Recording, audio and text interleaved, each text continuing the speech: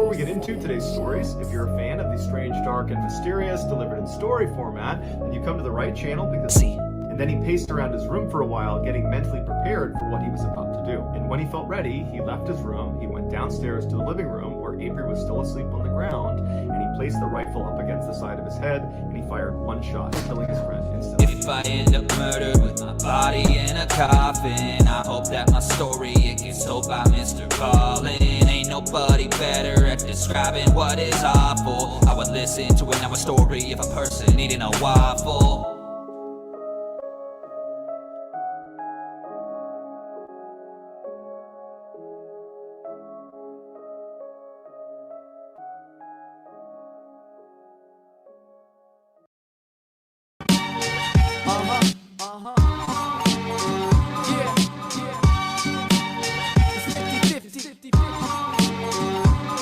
You want a dope MC over some fresh production? Shh, you better listen before you miss the introduction. It's my primary function, what's your major malfunction? Better watch my mouth, dare me to say something. I put my heart into this music, you listen for your amusement. You can listen all you want, but don't tell me how to use it. If I'm well known by some, then assume I'm hated by many. And if I'm well known by none, then it proves you're just not ready. Yeah, I heard your production on rapmusic.com, but all the topics was talking about, nah, this is the bomb. Oh, you can catch me jumping from the fifth floor of the source, screaming to my death, my beats are better than yours. Say,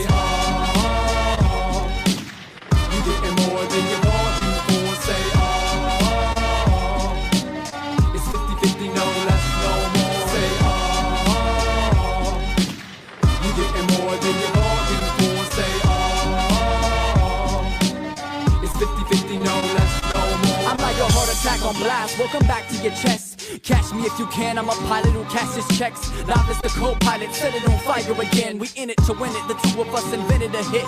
You can't get with the kick, you get hit with the snare. This duo sick with it, gifted and equipped with the flair. You want Guru and Premiere, we've got the West version here. We trying to catch some ears, so we fighting this year. Yo, it's Novice on the MPC, bringing it back. And Malachi on lyrics leaves you fearing a track. Our track record 0 and deuce, 2 wins, no losses. We've conquered the lower levels, introduce us to the bosses. Say, you getting more than you bargained for. Say, it's 50-50, no less, no more. Say,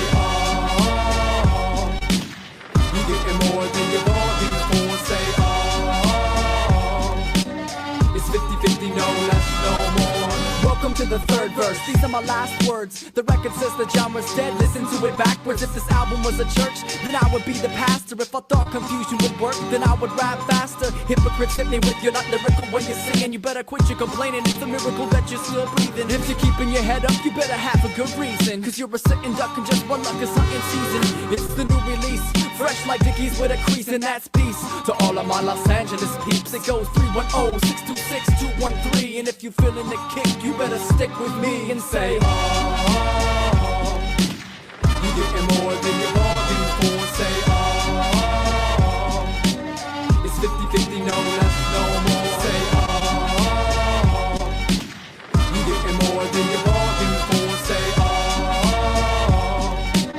it's 50-50, no less, no more. That's right. 50-50 for you. No less, no more.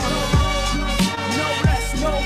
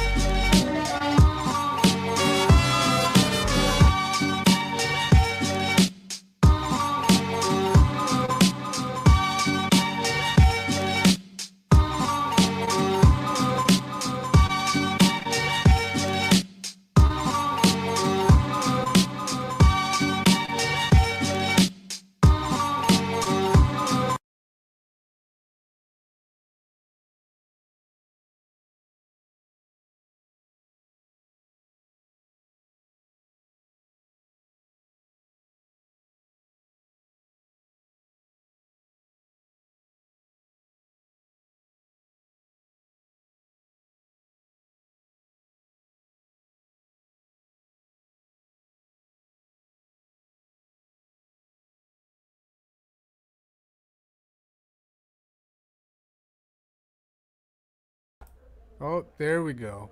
Had some technical difficulties there. Hey everybody, Good to see you guys tonight. Happy weekend. Hope everybody's starting her off strong. Maybe there's some of you who started it yesterday like me. I gave you guys permission, remember? Thanks for coming in. Good to see you guys. Ooh, I see Faye and Danny and Beaver, Vicky, Julie, Anne, AJ, Maria. Good to see you guys. Alrighty. Man, I don't know. I just watched this podcast on this case, this Chelsea Small case. Honestly, guys, I don't know how to feel right now. I just want to do this case because just get it out there on my channel. So I've covered the Chelsea Small case probably a few times now on my other channel. It's really, really, really interesting. Hey, C-Hag. So good to see you, C-Hag. Technically difficult. It's been like that. So, I'm just so... It bums me out a little bit. Because on my old channel, I did this... It wasn't even that many videos, but it was about timeline shorts where I got a few cases and I put all of the media, the news videos out there in chronological order. And I had like an hour-long video on Chelsea's case about all the news, and I just wish it was still there. So we're going to go through some of that tonight. It just really reminded me how many cases that we have covered in the last 18 months or whatever it was. So all those cases we have covered, we're going to cover them again. I couldn't think of a better night to do Chelsea's case because you guys know Unsolved Mysteries with Robert Stack. I'm sure you guys do. So they have this podcast. They have like 40 episodes, so it must be fairly new. They have a different narrator. But damn, the podcast was so good. Like, there's a lot of never before heard details about Chelsea's life, about the details of the crime and background of everything. The original detective that was on the case was on this podcast. A lot of her family. Her ex-husband. I don't even know if they got divorced, but they were separated. So her and this guy, Rick, they were married for 10 years. They were friends before that for a couple years. And they were separated for a while.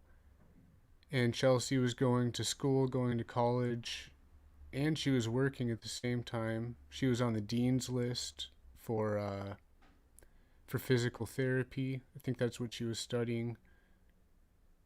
And Chelsea met Rick through her dad at work. Interesting, I guess. So pretty much she was just working, going to school, making sure the kids were nice, comfortable, everything. For her job, something that we didn't really know before, she worked at this cash advance, like a payday loan kind of store in the strip mall. And she was a floater, so she would go to all the different locations that these banks or that you guys know what I mean. All those stores, she would float and just fill in other people's positions, and she really liked the flexibility because she was going to school and doing all that. So all that we really know is one day she got up and she began her day normally, except, she got the kids ready, brought them to school, went to work, except around noon, this guy on the screen, he showed up at her store. She was working alone, and part of her job, she had to buzz people in because it was a very kind of secure place. Another thing we learned in this podcast is Chelsea had been robbed before, and not only that, but that particular store and payday cashing place has been robbed a lot before.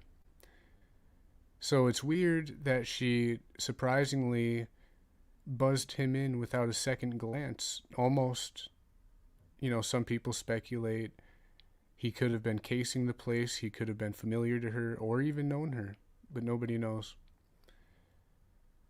So there's no audio on the surveillance footage. We'll look at the surveillance footage in a minute. So there's no audio, but we can only assume he went up. Maybe he saw her hit the silent alarm. He shot her in the chest. And he cold and callously walked around the counter and shot her in the head. He then went through the store. He got away with a little bit of money. He can be seen leaving with a bag. Something that they didn't release until like many years later. So this happened in 2013. It wasn't until September 2017 that the detectives released some new information that there was a silencer used in this crime. So that's some information that they had been withholding all that time. And it's something that I just find so weird. Because Taylor, Michigan is only like 15 miles away from Detroit. It's not like they're a stranger to these heinous crimes. So for him to say that he can't even remember when a robbery, let alone a suicide, a silencer is used. I thought that was really interesting. I don't know. Oh no, Seahag, you were robbed at a job before? That is scary. I've been robbed a couple times before, but never like with a gun. People have held like, one time I got robbed and people like held their hand under their shirt and acted like it was a gun, I think. It could have been a gun, but I don't know. I know what you mean. Pretty scary. Okay, yep. I was thinking, because I know Vicky, AJ, I know you guys were there when we talked about this. Yep. Really sad one. So let's see here. I'm going to... What I want to do tonight, I'm going to read the transcript of this new podcast. It's about 9 pages long. Probably won't take that long. But it's got so much good information. But let's go ahead and watch a couple of these news videos first. There is a lot on here.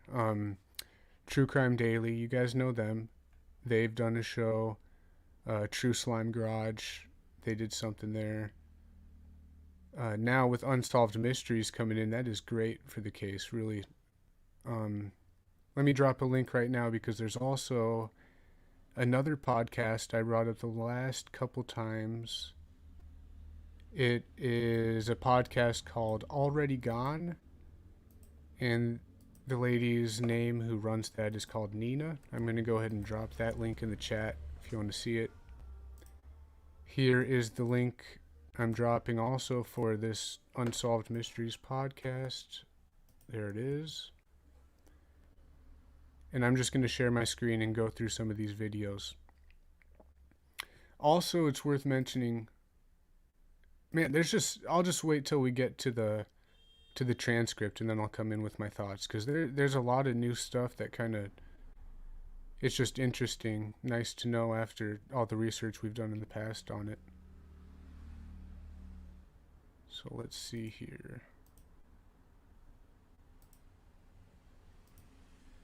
I'm going to try to play the oldest ones first. We'll see how I do with that.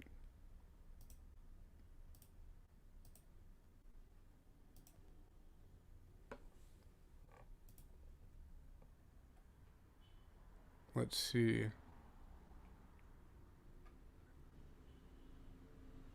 So yeah, 8 years ago. If we can find one from 9 years ago, I'll play that. But 8 years ago sounds about right. That's 2014, but still. Okay.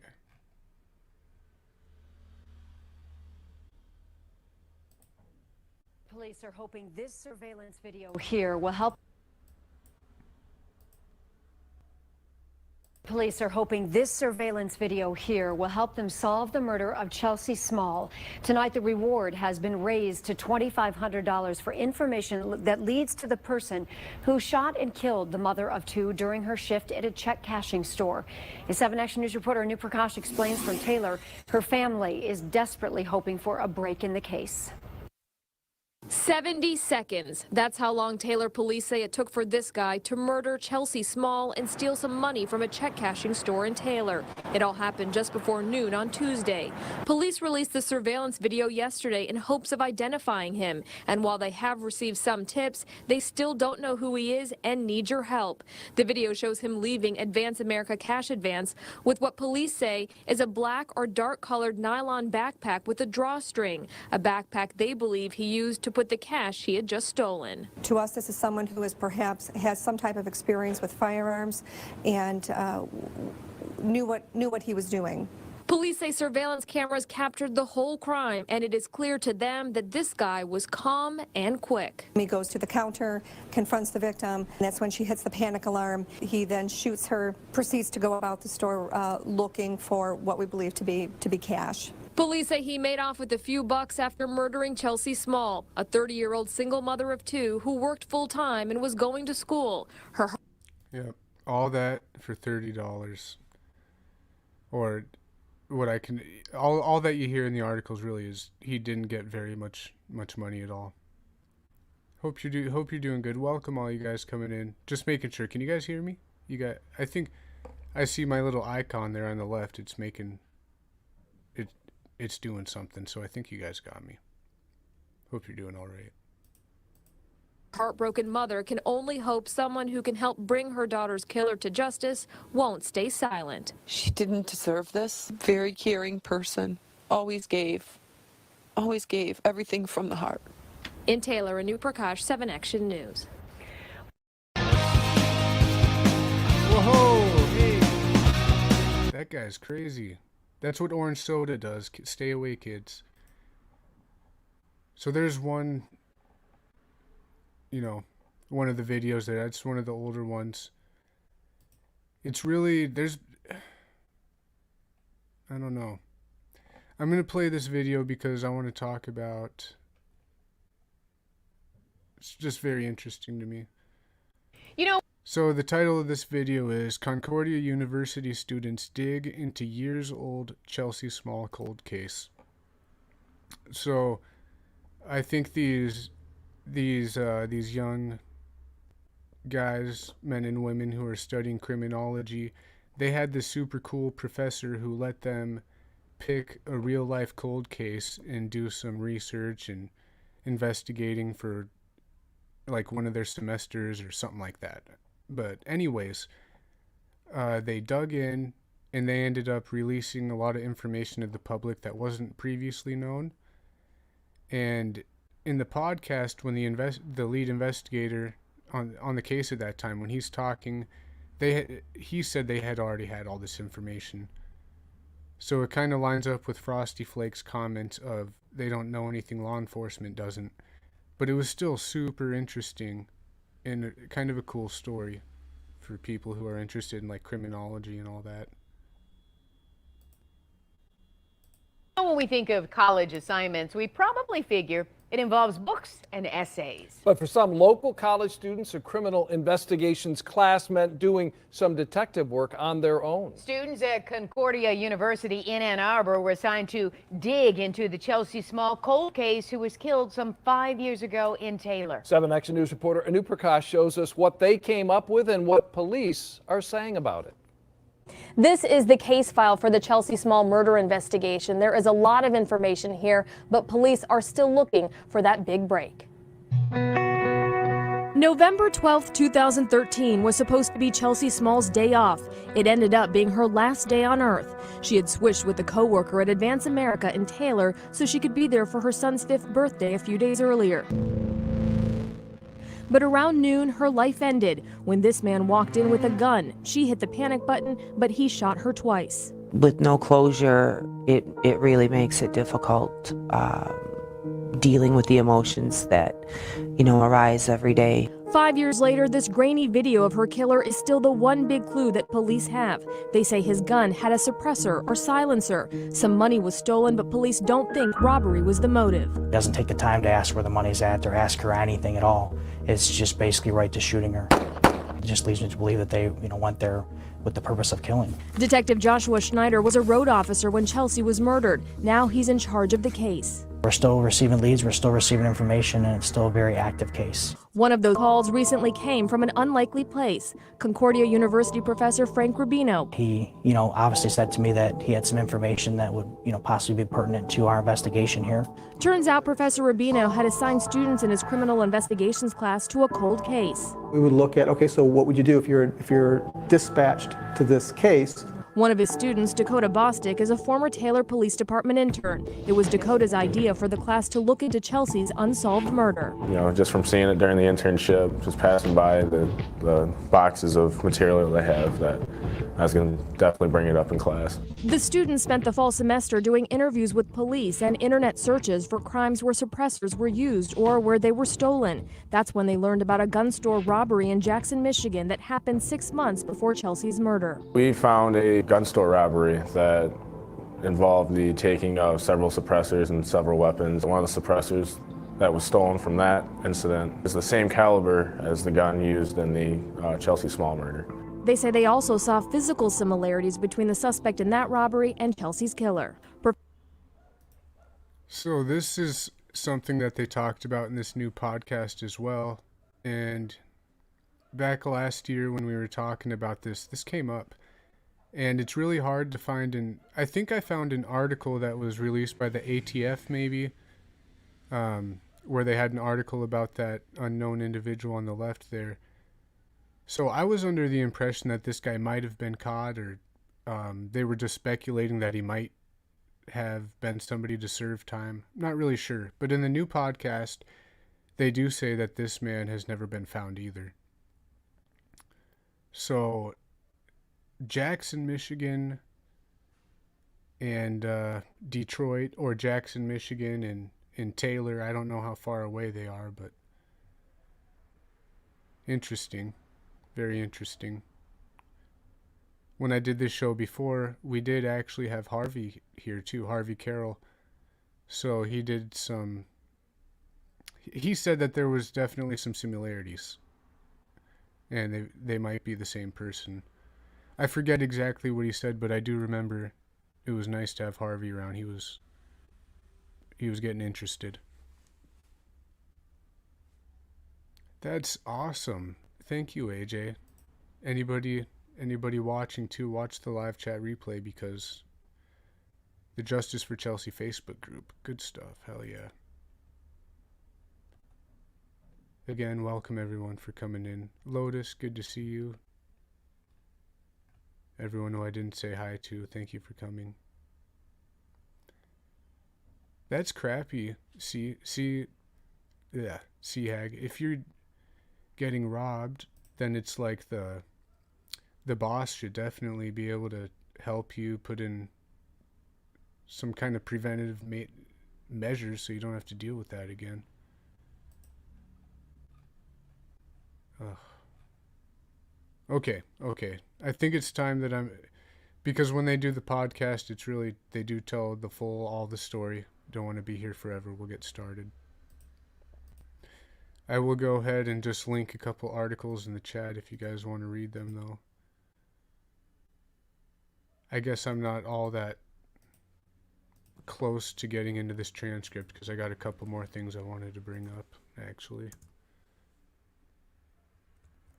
Okay.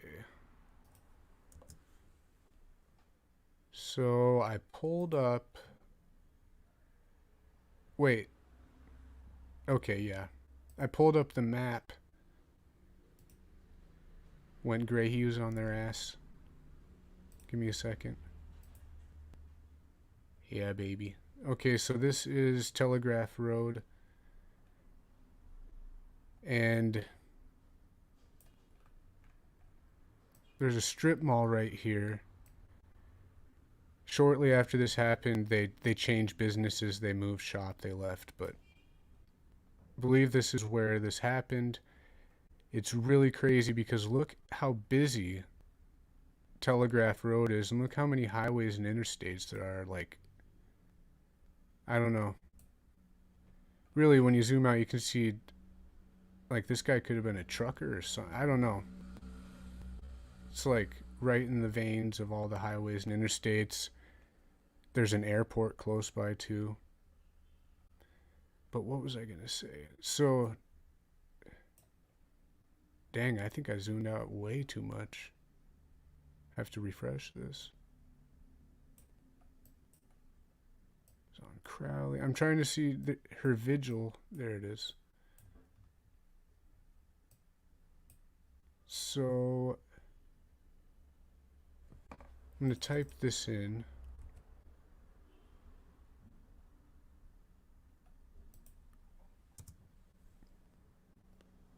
Where does that put me?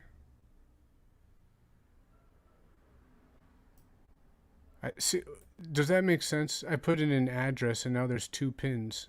See, I could never be Gray. Why did it do that to me? I think it's right here. This is where her vigil was held.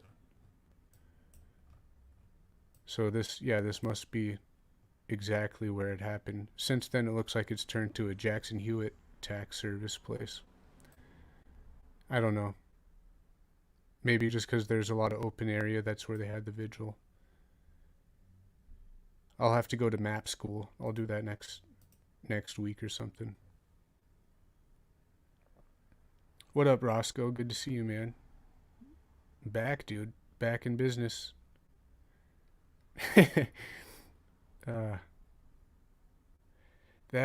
Yeah. Katie, you haven't heard of this case? It is so interesting. Thanks for coming. Yeah, dude. Got taken down downtown, dude. Everything's good. I really like this. I'm really interested in a lot of cases that I did on my old channel, so I'm going to try to get a few of them done here.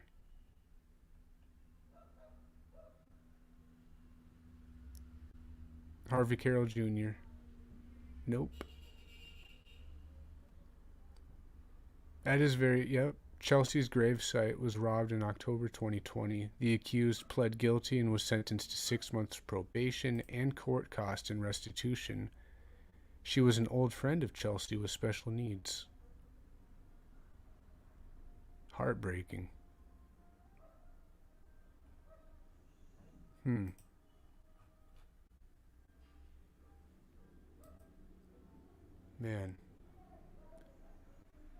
Alright.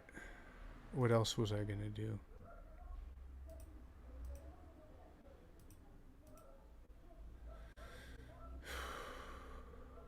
Okay. So before like I said, the lead investigator detective, he was a big part of this podcast, so there's an article about him. Thank you, AJ, for sending this here. Let's see. The lead detective in Chelsea Small's murder says that he constantly is still thinking about this case. Small was killed November 12th, 2013 in Taylor.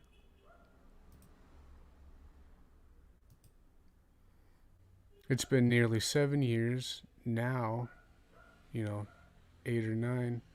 It's been nearly 7 years since Chelsea Small was murdered in Taylor, and lead investigator in her case said not a moment goes by when he isn't thinking about finding the killer. Small was working November 12, 2013 at the Advance America check cashing place on Telegraph Road in Taylor. A man with a silenced gun walked in and shot Small twice, killing her, officials said. He took a small amount of cash from the scene, and the man has never been identified. Josh Snyder, the lead detective in the case, told the local four defenders, that not a moment goes by in his life when he isn't thinking about finding the killer. All of the evidence in the case was gathered the day that Small was shot. The bullets used were put into a national database to track them, and no matches were found. If robbery was the motive, investigators question why Small was shot first when she had access to much more money. Nothing in Small's background would indicate that the shooting was personal, according to police.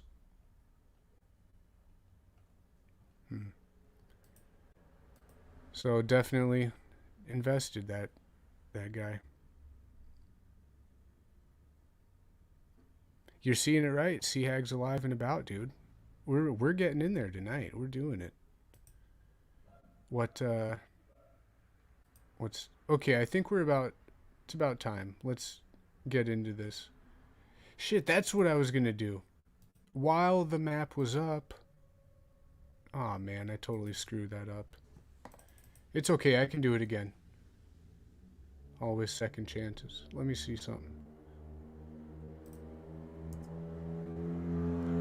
Hey! There's a rocket ship outside of my house. Okay. Wait a second. Never mind. There's no wait. Okay. Okay. I think we're all right. Is this even...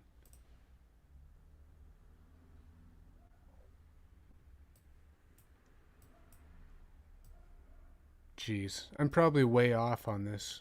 I'm just gonna do it.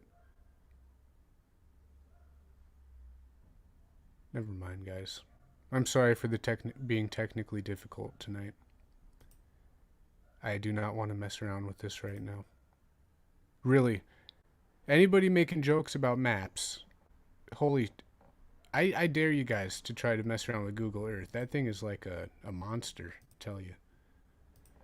I'm just going to go ahead and play a snippet of the podcast of them talking about the location of the crime, and then I'm going to play a snippet of the podcast of them describing the suspect, and then we'll read it, and that's it, I swear. So let me see here.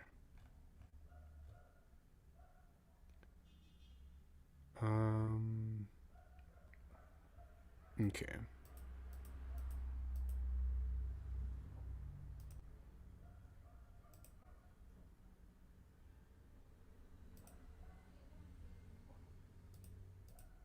Here we go. I swear, that was a rocket. Man, they're setting off bottle rockets out there. There's dogs fighting. It's a crazy life. Okay. God, I hope I don't get copyright struck for this. I swear to God. I swear to... Crime scene technicians start collecting physical evidence from the scene. At the same time, officers canvass the stores nearby, hoping to locate witnesses. The business was located in a strip mall. This guy sounds like Anthony Greeno on steroids. This is like Robert Stack time. This is like Robert Stack stacked. This guy's got a nice voice. Business. And I went around to the back of the counter where I encountered Chelsea lying on the floor. Made some quick observations of the inside of the business. And then in standard practice, we secured a search warrant for the business. Crime scene technicians start collecting physical evidence from the scene. At the same time, officers canvass the stores nearby, hoping to locate witnesses. The business was located in a strip mall. It was positioned on northbound Telegraph, just south of 94 in the city of Taylor. That's a main north-south thoroughfare that runs all the way from the Ohio border north. The strip mall itself contained a pizza store on the far north end. There was a vacant storefront, so to speak. Then there was the check cashing store, and the furthest business south was a cell phone store. Surprisingly, no one at the nearby businesses saw or heard the shooting take place, or noticed anyone that seemed suspicious in the area. Next, officers fan out into the neighborhoods directly behind the strip mall to continue their search for witnesses. You know, we had investigators that went up and down the road there and knocked on all of the residences in hopes of developing a witness that may have seen the defendant run back through there a car that looked out of place, the defendant getting into a car and fleeing the area. There are no witnesses to the killer's escape. So, I'm going to stop it right there just because we're already going to be reading all this anyway. That was them describing the location and just a little bit of what happened, and it's so strange that how crazy busy at noon, mind you, lunchtime. Why did nobody see nothing? Nobody saw shit. Crazy. Yeah, so the next one we'll talk about is his description. I'll play that here in a second. This one is from Taylor, Michigan. It's like right... Oh, wait, no, you're talking about Roscoe. Will I be able to get my old channel back? I don't even think I have a way to appeal anything. I don't even think I can. I think because I appealed too many times against Sonny, it screwed up. I'm going to have to start over, I'm pretty sure. I don't know. We'll see what happens. Okay. Oh, do you guys want to know something crazy? Look at this. Somebody named Manface said, I think Manface can help you. Like right when this came out last month. So on the 29th. What the hell is that all about? What's Manface? Is it an app? There's no way that it's Face Man, is it? The Face Man that we all... Never mind. Okay. Let me find my timestamp and play his description. 16 minutes and 30 seconds in.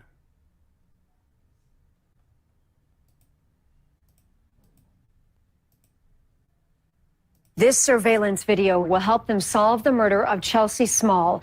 Tonight, the reward has been raised to $2,500 for information that leads to the person who shot and killed the mother of two during her shift at a check cashing store.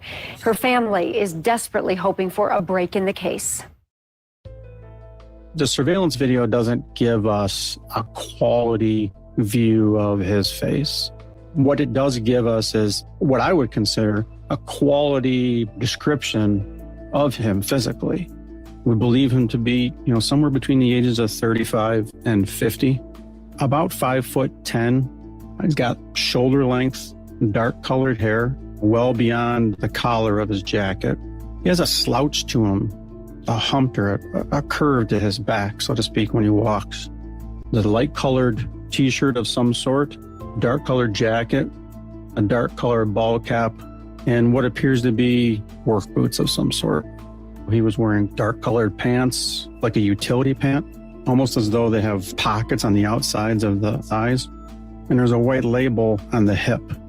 Perhaps it's a uniform of sorts that would be worn like in a machine shop or something like that, and would be laundered by a commercial company. Could the gunman's pants be part of a uniform assigned by his employer? It's one more avenue for detectives to explore. But what draws the eye of investigators more than the suspect's clothing is what he's not wearing. The surveillance cameras inside the business are, they're not hidden. They're right there out in the open. But there seemed to be no concern with the surveillance cameras inside the store.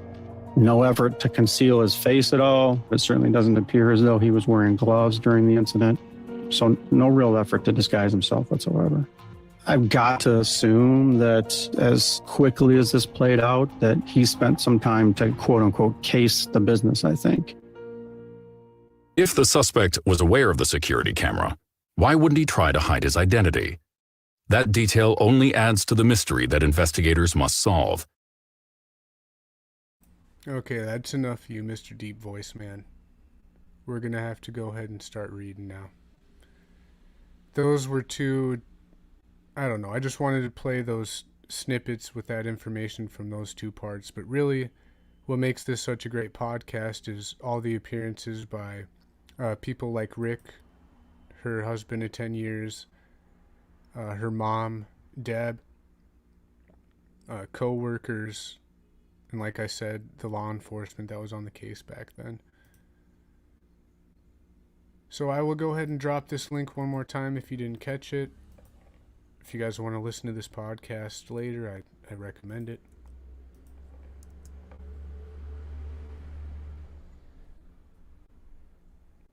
Alrighty. Let's see.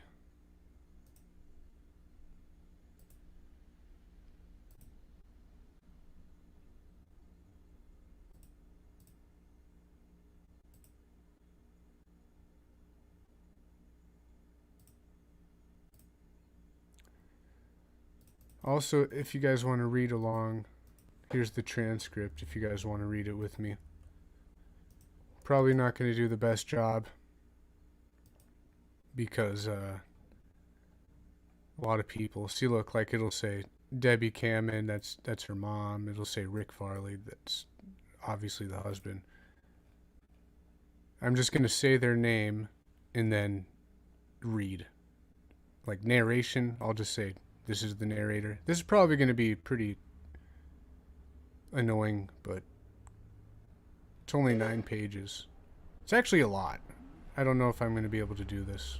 I think we will. If the people outside stop honking their damn horn and trying to send everyone off into space so I can pay attention. Okay.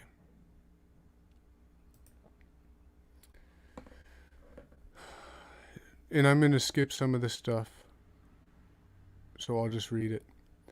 It's November 12th, 2013.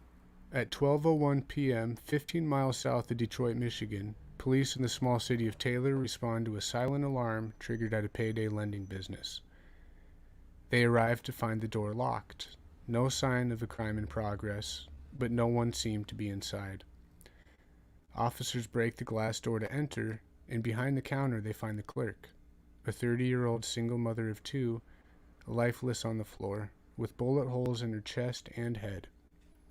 Her killer has vanished without a trace. I'm not Steve French, and this is Unsolved Mysteries, the cold-blooded murder of Chelsea Small. So here's the mom. Chelsea is a very outgoing person. She's a beautiful person. You know, we believe in the spiritual context that she still is here. Maybe not in physical form, but she's still here. Debbie is Chelsea's mother.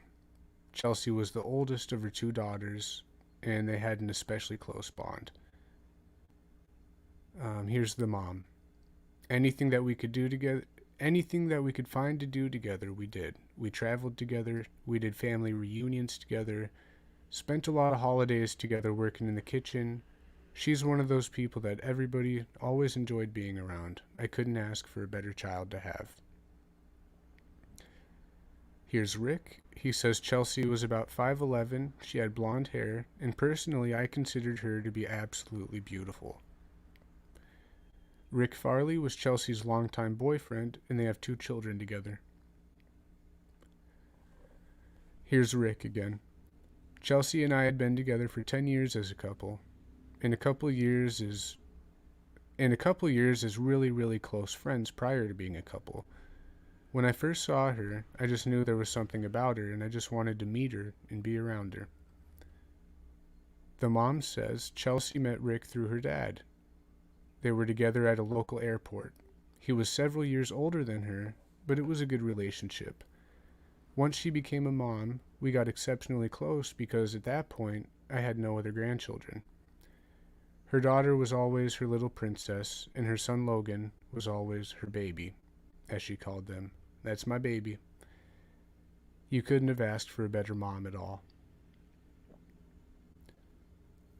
For several years, Chelsea stays home raising their kids, while Rick works long hours to provide for the family.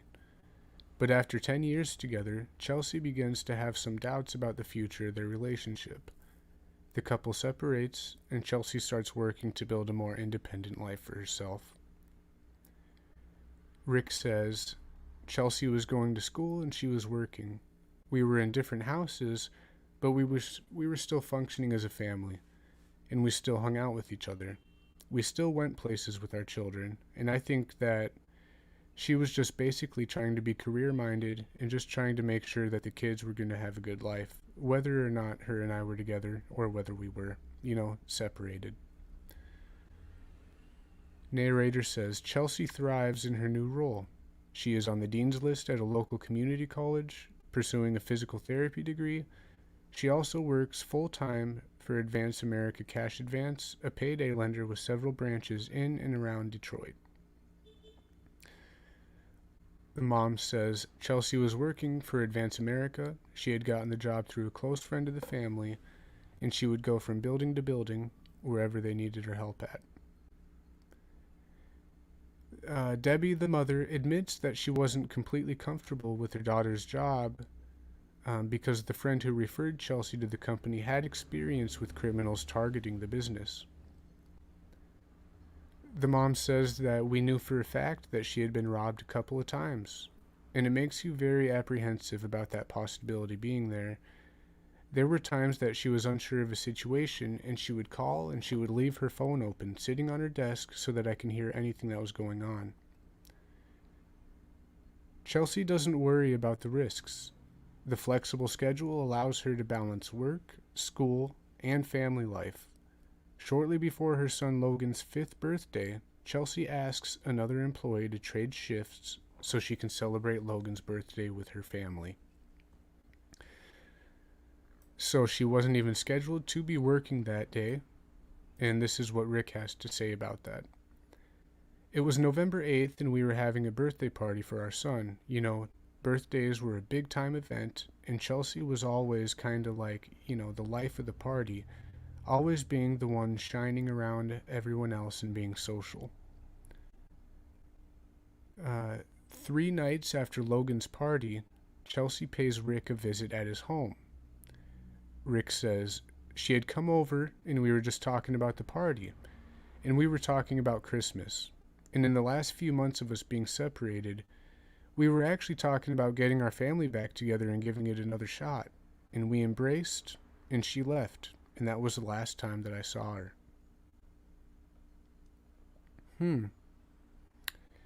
2 days later, on Tuesday, November 12th, Chelsea returns to work at the Telegraph Road branch of Advance America in Taylor.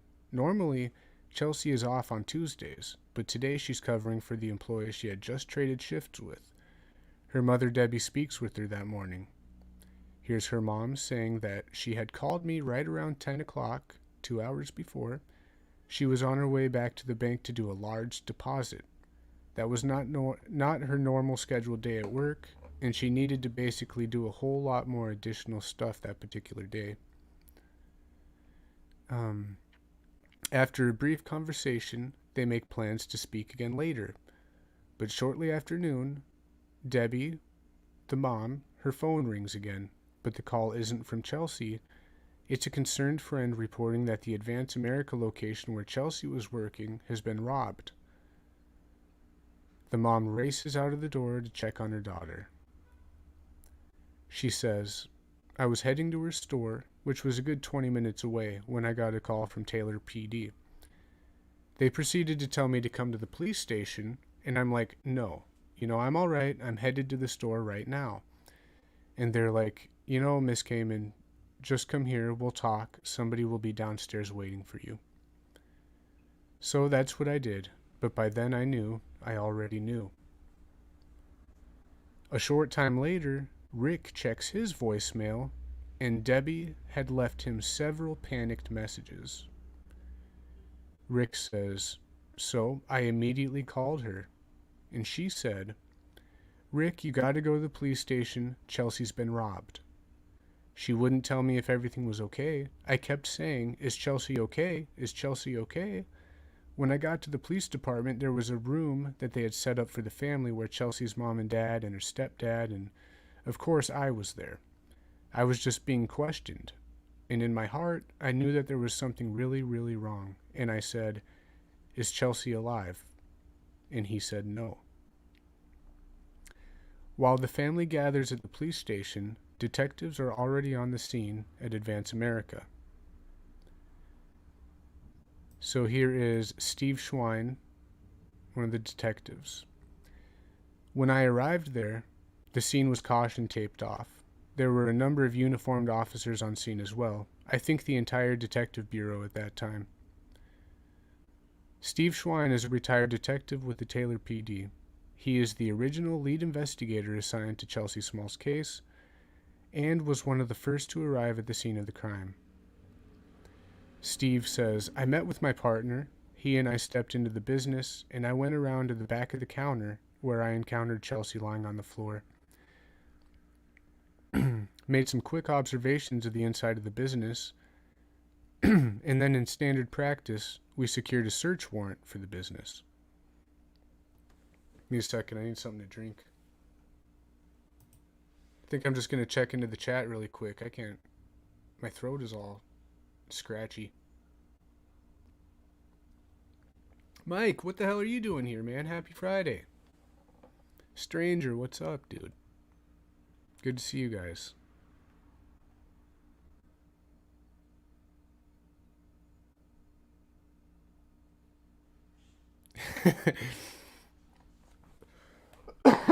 Oof. Can't wait till what's her name solves the case. I know you guys are talking about Delphi. It's funny.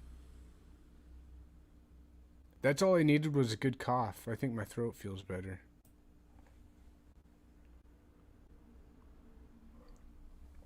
Some coffee.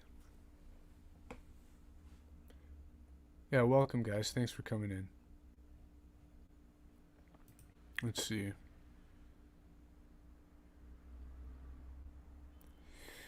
Okay, so they had just got a search warrant for the business. We're still on the original lead detective.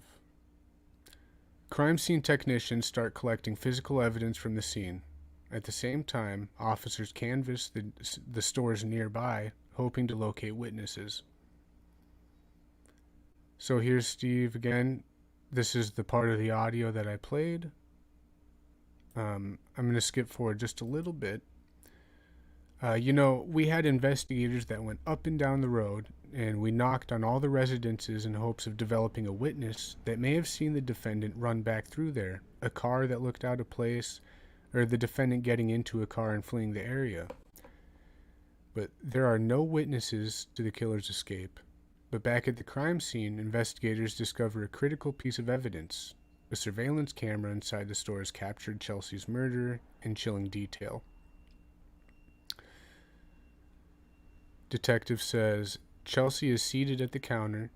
You can see her look up in the direction of the front door.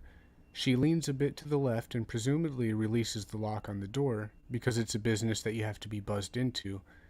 The defendant walks up to the counter with his bag with drawstrings on it. There's an exchange of some sort between the two of them that is literally a split second because the defendant pulls a pistol out of the bag and immediately shoots Kelsey. He steps through a half door, goes around the back of the counter, and approaches the chair where Chelsea had been seated, and she is now lying on the floor. He shoots her a second time, walks to the back of the business, which is out of view, and he's back there for a matter of seconds. He comes back onto the camera view, steps over top of Chelsea, removes an amount of cash out of the register, places it into the bag that he had brought into the business, and then casually walks out the front door. Investigators are disturbed by the swift efficiency of the crime. The gunman's demeanor is cold and calculating. He took only 70 seconds to end Chelsea's life, rob the store, and vanish. The detective says there's no hesitation on his part in shooting her the first time. None whatsoever. That's the frightening thing, is how quickly it played out and how little thought that he gave to pulling that trigger. Hours after the murder, Chelsea's boyfriend, Rick Farley, leaves the police station. He has been interviewed extensively and cleared of suspicion. Now he must pick up his children from school and somehow explain to them that their mother is dead. So here's Rick. He says, I drove alone to get the kids, and the news had already started getting out. The kids walked out, and there was just people around me who were kind of like looking at me, very awkward. And some people looked just horrified and sad, and the kids just walked up to me, and I just embraced them, told them I loved them, and kind of made like little jokes I would normally do and stuff. And we walked to the car and we went home. I just took them into the bedroom and I started talking to them, Logan was 5, Jocelyn was 8. So I kind of used superheroes and villains as kind of a way to tell them that mommy had been robbed and that she had been shot by a bad guy. Mom says it was an extremely tough several days. Her funeral was very touching, and there were 187 cars in her funeral procession. It was truly amazing how many people came out of the woodwork and just were right there for us, whatever we needed at the drop of a dime. The detective says that the surveillance video doesn't give us a quality view of his face, but what it does give us is what I would consider a quality description of him physically. We believe him to be, somewhere between the ages of 35 and 50, about 5'10". He's got shoulder-length, dark-colored hair, well beyond the collar of his jacket. He has a slouch to him, a hump or a curve to his back, so to speak, when he walks. Yeah, so he has a hump or a curve to his back, so to speak, when he walks. A light-colored t-shirt of some sort, dark-colored jacket, a dark-colored ball cap, and what appears to be work boots of some sort. He was wearing dark-colored pants like a utility pant, almost as though they have pockets on the outside of the thighs. And there's a white label on the hip. Perhaps it's a uniform of sorts that would be worn like in a machine shop or something like that, and would be laundered by a commercial company. Let me put up some of this. Could the gunman's pants be part of a uniform assigned by his employer? It's one more avenue for detectives to explore. But what draws the eye of investigators more than the suspect's clothing is what he's not wearing. The detective said that the surveillance cameras inside the business are, they're not hidden. They're right there out in the open. But there seemed to be no concern with the surveillance cameras inside the store. No effort to conceal his face at all, and it certainly doesn't appear as though he was wearing gloves during the incident, so no real effort to disguise himself whatsoever. I've got to assume that as quickly as this played out, that he spent some time to quote-unquote case the business. If the suspect was aware of the security camera, why wouldn't he try to hide his identity? That detail only adds to the mystery that investigators must solve. They also find the check cashing store a strange target for a daytime robbery. Let's see. Detective says thousands and thousands of cars travel Telegraph Road, or US 24, on any given day. From a criminal standpoint, I think it's a terrible target, just from the sense of how much foot traffic and how much car traffic is present, and the likelihood of being seen there. On closer examination, the surveillance video also reveals an important clue about the identity of Chelsea's assailant.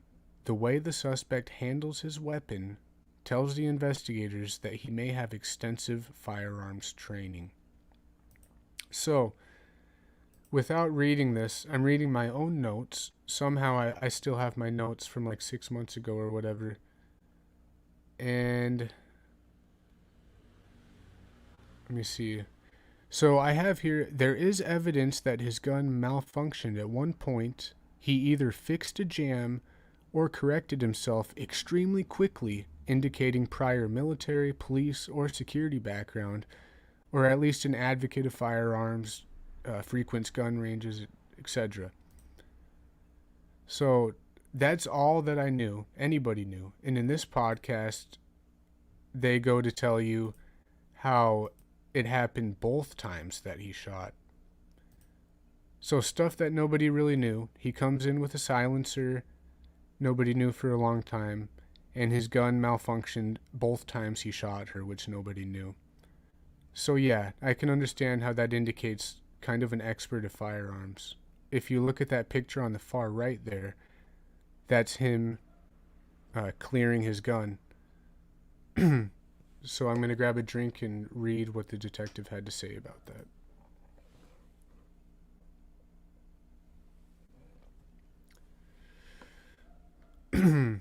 Okay, the detective says that the firearm malfunctions twice. Each time that he shoots it, it malfunctions. It's a semi-automatic pistol, and when that round misfires, you have to physically pull out the slide, or the top of that pistol back in order to hopefully clear that round that's jammed. And there was no hesitation on the part of the defendant when it came to clearing the malfunction. And you know, as police officers, we practice and practice and practice to make sure that we're proficient if and when time comes. That's how I draw the conclusion that he spent his fair share of time with firearms, specifically with handguns. The manner in which he clears that jam twice is indicative of that. So where could the gunman have become so proficient with firearms? Investigators speculate that he might have received training from the military, or perhaps held a job in security, or even law enforcement. But there's a detail about the suspect's weapon that hints at a different, more sinister possibility. Give me a second, guys. My voice really is scratchy.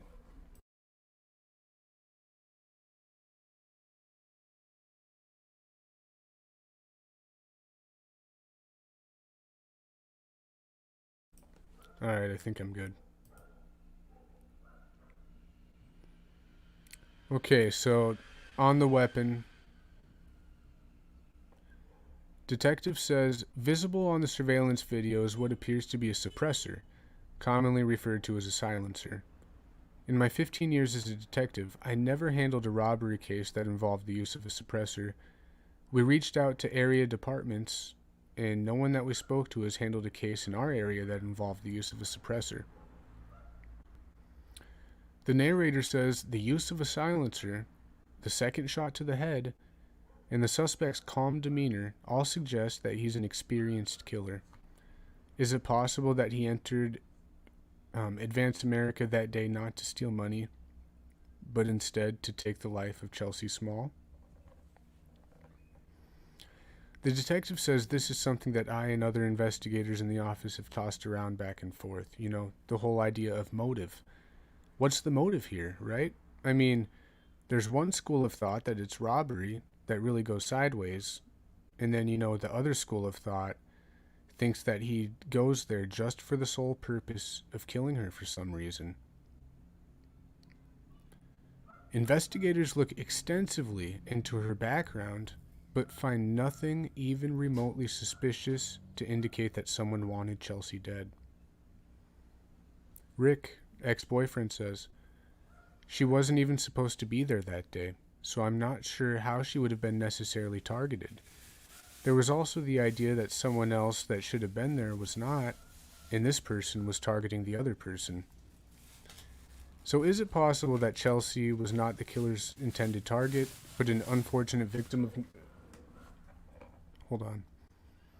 Is it possible that Chelsea was not the killer's intended target, but an unfortunate victim of mistaken identity?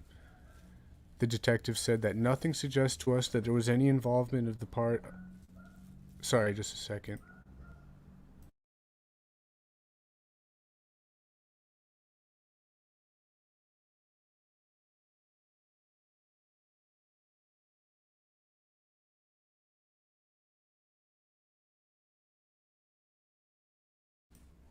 Okay. We're almost there, guys. Actually, only 2 pages left. I'm really sorry about that. So, as the detective was saying, nothing suggests to us that there was any involvement on the part of the employee that Chelsea had switched shifts with that day. We looked into all the employees that were working there at the time, and there was nothing within those individuals that helped identify a potential suspect. Whatever the suspect's motive to get inside the store, he needed... Oh my god. I can't focus. I got people in the background. Sorry, guys. Oh my god.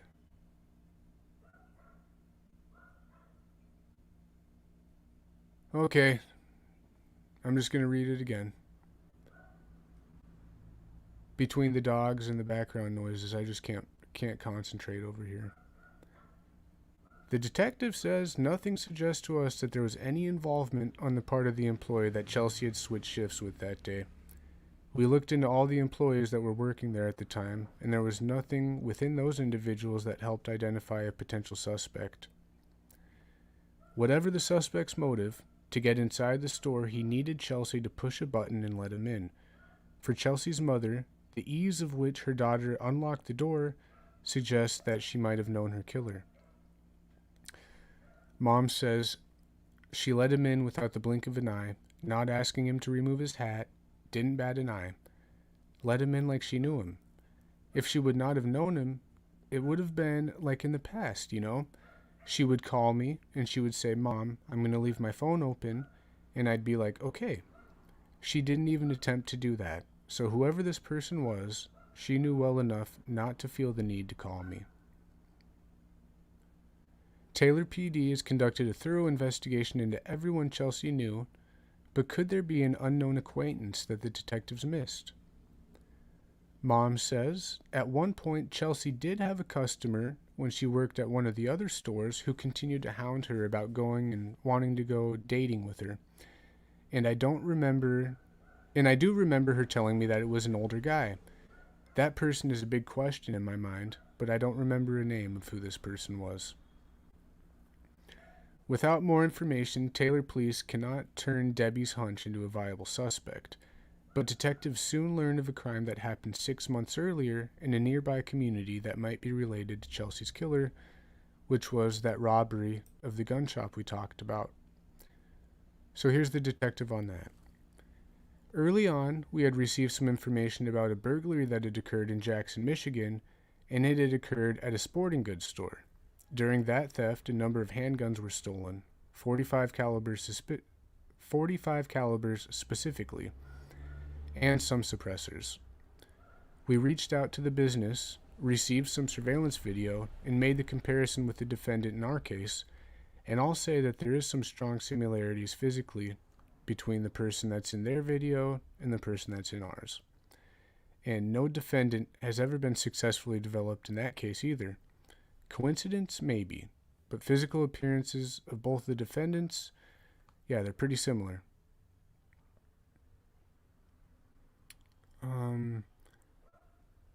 Chelsea's killing sent shockwaves through the community and in the years that followed. Local media continued to keep her story alive. Images and clips from the surveillance video circulate regularly in the news and on social media. Taylor police follow up on every lead that comes in, but Chelsea's killer remains at large. The detective says, over the years we have received hundreds of tips from people. I've had tips from, I gambled next to this guy at one of the local casinos at a blackjack table on such and such date, all the way up to, he's my neighbor, he's my relative, and everything in between. And none of those tips have panned out. So I just wanted to point that out, guys, that I noticed.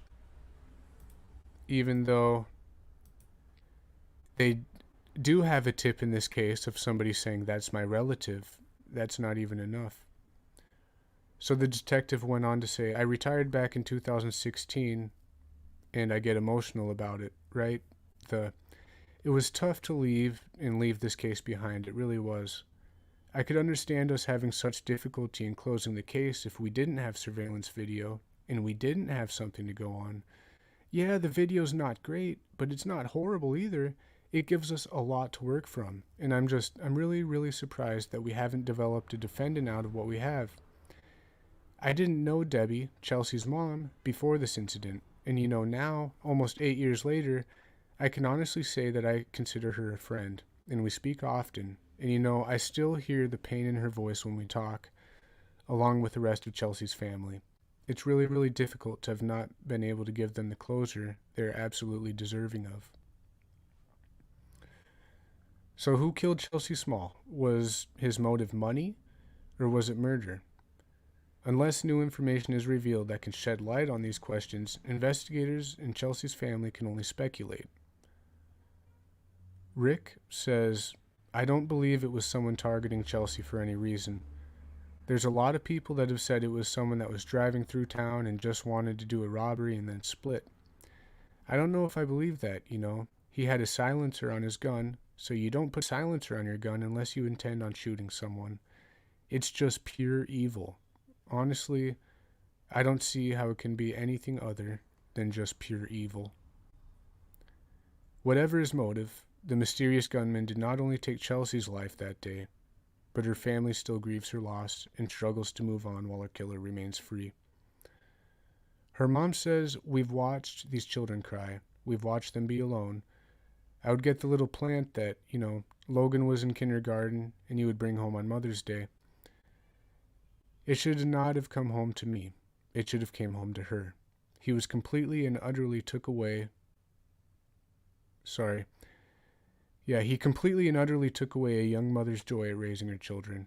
How does somebody walk away and just completely disappear? I just feel like the right pair of eyes haven't seen this case or has not wanted to talk, and I do believe that he's done it before, and I do believe he'll do it again. And maybe that will be when he gets tripped up and we'll get the information that we need in order to completely track him down." So for more than 8 years after her murder, police in Taylor continue to search for information that will help identify Chelsea Small's killer. Their hope is that someone who knows the suspect will see the surveillance video and come forward with a tip. Again, police believe the gunman to be a white male between the ages of 35 and 50, approximately 5 feet 10 inches tall, with longish dark hair, and who walks around with an irregular gait. He is very comfortable with firearms, possibly a gun enthusiast who frequents shooting ranges or gun shows. The work pants seen in the video may be recognizable to someone in the same profession. It has been suggested that he could be a truck driver, and with the crime scene's proximity to 2 interstates, he could be from anywhere in the country. Advance America and Crime Stoppers are offering rewards totaling more than $50,000 for information that leads to the arrest of Chelsea's killer. To view the images of the suspect from the surveillance video, or if you have a tip to share, visit unsolved.com. Well, I'd say call the tip line instead, Taylor PD. It's at the bottom of the screen. So that's about it for that. I don't know how you guys feel. Thanks for sitting through that with me. It is very weird. Yeah, Chelsea wasn't supposed to be there. But she's the one who requested the switch. So nobody went up to her and asked to switch. So she switched because she wanted to celebrate her son's birthday with both families and stuff. Kind of interesting. And yeah, I think it was only $30. He got a very, very small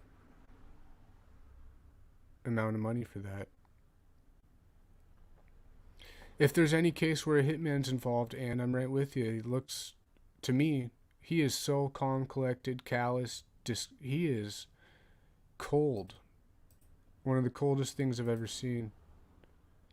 In and out in 70 seconds. He has an irregular gait. Definitely a gun enthusiast.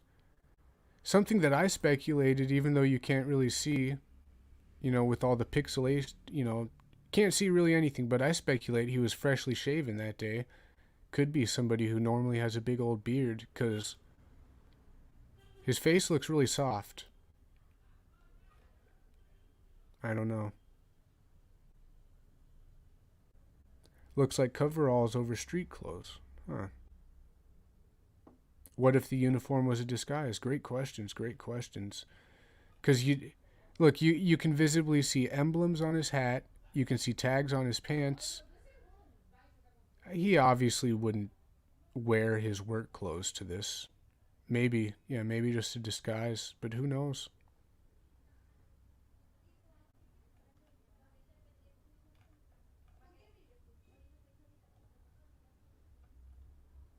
All right, guys. Yeah, I'm probably going to get out of here.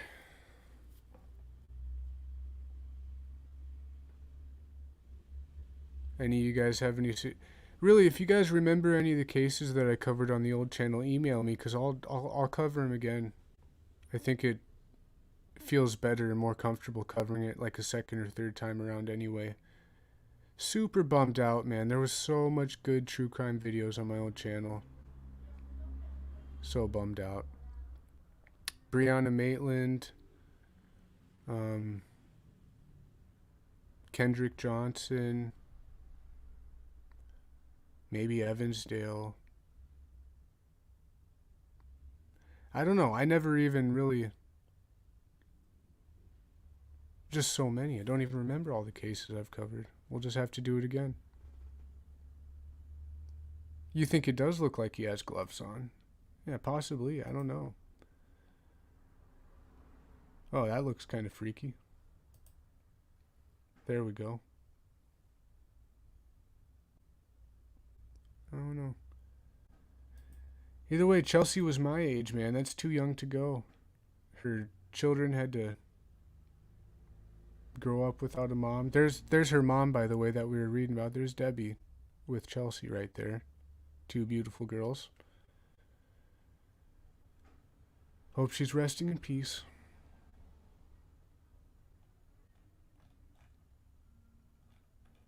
Alright, guys. I will see you guys later. Didn't I have all my videos saved? No. I even took off my videos I had on my... Before I started true crime, like all my MMA fights and my boxing matches. I lost like all of that. It kind of sucks. Maybe that means I'll just have to go fight again. I don't know. Alright, guys. See you later. Wait a second. I'm going to go ahead and read a daily reflection for today. I forgot the last couple times, I think.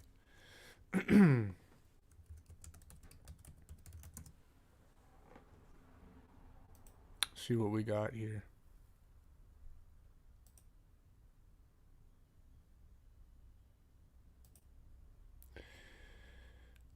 Okay. It's called Impatient. Try levitating. Well, that's nice. Does it mean meditating? What do you mean try levitating? We reacted more strongly to frustrations than normal people. Impatience with other people is not one of my principal failings. Sorry, it is one of my principal failings. Following a slow car in a no-passing lane or waiting in a restaurant for the check drives me to distraction. Before I give God a chance to slow me down, I explode, and that's what I call being quicker than God. That repeated experiments gave me an idea. I thought if I could look down on all these events from God's point of view, I might better control my feelings and behavior. I tried it, and when I encountered the next slow driver, I levitated and looked down on the other car and upon myself. I saw an elderly couple driving along, happily chatting about their grandchildren. They were followed by me, bug-eyed and red of face, who had no time scheduled to meet anyway. I looked so silly that I dropped back into reality and slowed down. Seeing things from God's angle of vision can be very relaxing. That's a nice way, nice reading, but is that saying to be God? I don't know. I'm overthinking it. Who even? Those are good for all of us. Good spiritual stuff. Okay, I'll see you guys later. Have a good weekend.